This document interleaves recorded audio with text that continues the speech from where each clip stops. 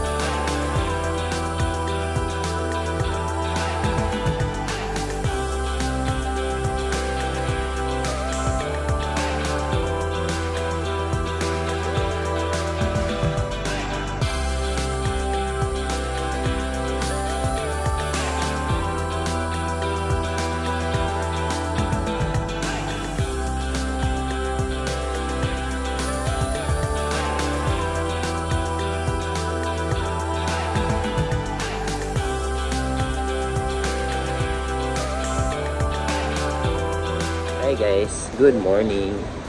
So dito kami ngayon sa parking area ng IKEA. Dumaan muna kami dito sa Northlex, mga 20 minutes mo na? Yeah. Pero kanina, lagi ko 40 minutes ang MSEC, tapos 33 minutes direct pa doon. So let's say 10 minutes. So let's say 15 minutes to 20 minutes, more or less ganun. 15 minutes more or less. Traffic kasi. So ayun, dito kami sa IKEA, tingin tayo kung anong kita natin dito guys.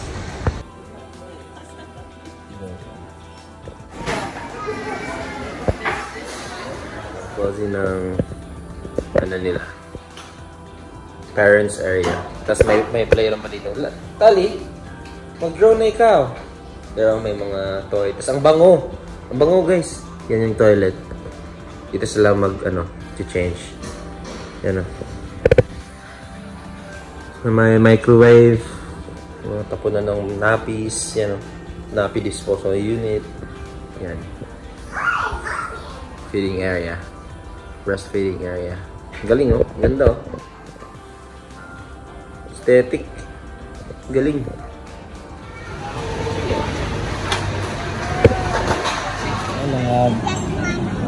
Kain mo na guys. Yan yung meatballs. Yun yung gusto nyong i-try. Ako? Try ko? Ikaw muna. Sige, ikaw muna.